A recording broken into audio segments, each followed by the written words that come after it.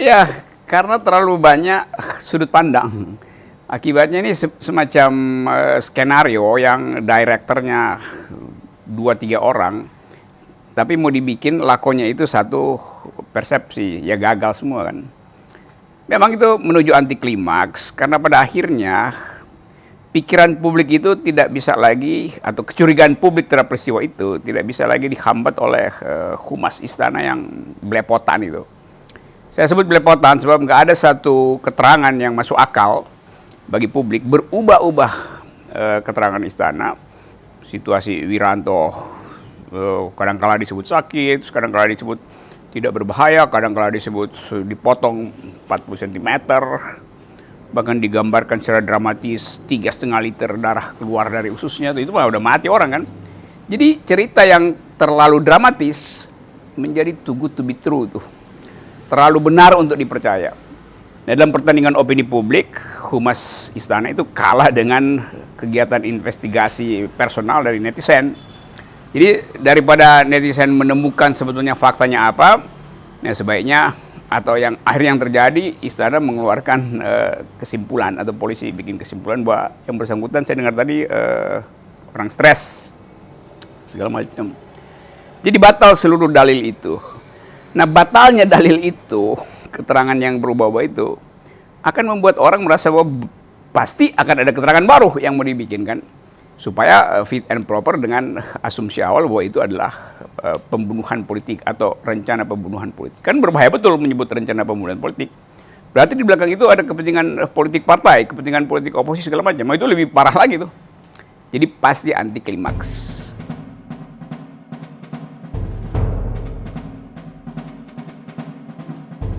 Harusnya case close, tetapi menyebutkan case close, orang tetap menduga bahwa nanti ada case baru yang mau dibuka kan, karena nggak mungkin dibiarkan orang bikin interpretasi terus. Kalau dikatakan itu orang stres, lalu mau diperiksa kenapa ada orang stres, tetapi dari awal wacananya adalah ideologi itu. Mengapa kalau disebut orang stres, lalu kesempatan untuk memeriksa seluruh evidensi pada waktu itu tidak diikuti. Jadi ini artinya menutup headline dengan headline yang lebih buruk lagi itu. Mula-mulanya headline ISIS, sekarang headline orang stres. Maka between the headlines, orang akan menduga pasti akan ada peristiwa baru untuk mengalihkan kecurigaan publik terhadap fenomena orang stres. Dulu kan juga publik ingat bahwa dulu persekusi disebut orang gila mempersekusi ulama segala macam. Jadi diingatkan ulang orang bahwa berarti istana atau kekuasaan punya satu pola untuk memanipulasi opini publik. Itu bahaya bagi demokrasi.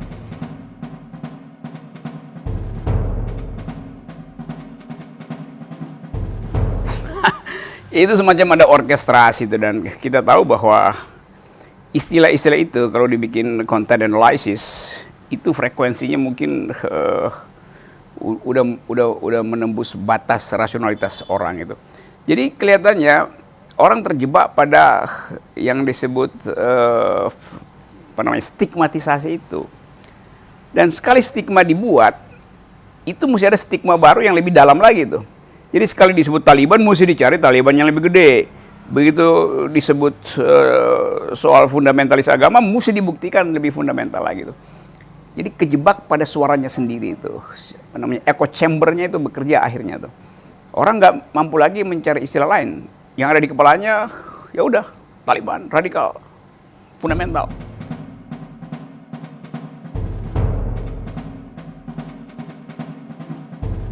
Dia bakal bergulir karena kan keterangan pemerintah atau keterangan petinggi militer itu melanggar etik. Apa yang melanggar etik? Berpikir tentang atau kecurigaan terhadap peristiwa Pak Wiranto kayak melanggar etik? Bukan. Yang melanggar etik adalah memberitakan itu tuh. Jadi sebetulnya juga agak konyol sebab pemberitaannya dianggap melanggar etik.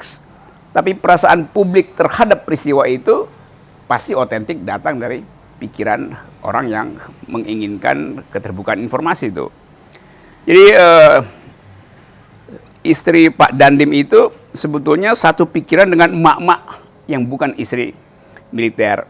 Jadi di dalam percakapan publik yang terbuka kan semua orang bisa jadi anggota WA group dari macam-macam kan.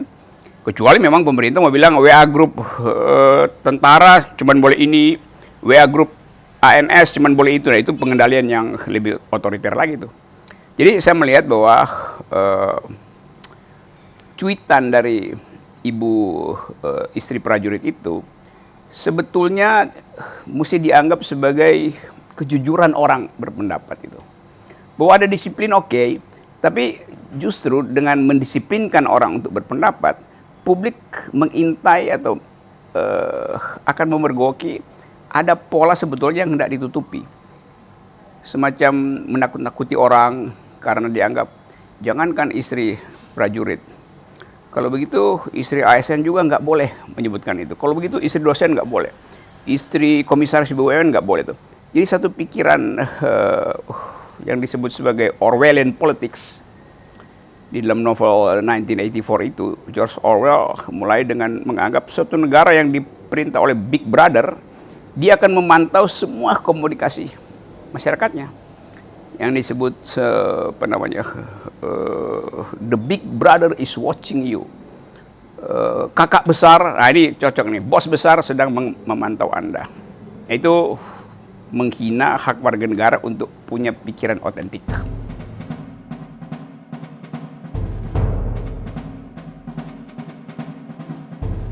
Iya, saya baru baca tuh ada aturan baru bahwa pejabat kepegawaian, bos itu mesti tahu apa isi WA group dari anak buahnya. Kan itu ajaib, berarti bayangkan misalnya kalau ASN ada berapa, 200.000 orang segala macam. Jadi ada 200.000 orang akan dipantau negara. Malam-malam negara akan memantau apa isi pembicaraan WA group di kamar tidur ASN. Kalau dia lagi di mall apa pembicaraannya. Ini jadi negara yang negara otoriter begitu, mau mengendalikan opini publik. Jadi kekonyolan demi kekonyolan dihasilkan hanya karena negara panik terhadap kritisisme warga negara.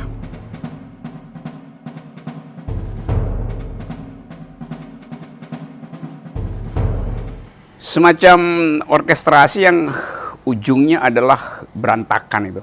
Jadi orang datang berduyung-duyung untuk menyaksikan satu pagelaran musik klasik, ternyata pianonya udah rusak tuh, sehingga musik klasik tanpa piano itu sama dengan orkes jalanan. Nah, kasus Pak Wiranto ini memperlihatkan sebetulnya negara nggak punya konduktor untuk mengatur orkestrasi politik. Jadi dia berantakan karena negara tidak mampu membaca partitur suara demokrasi.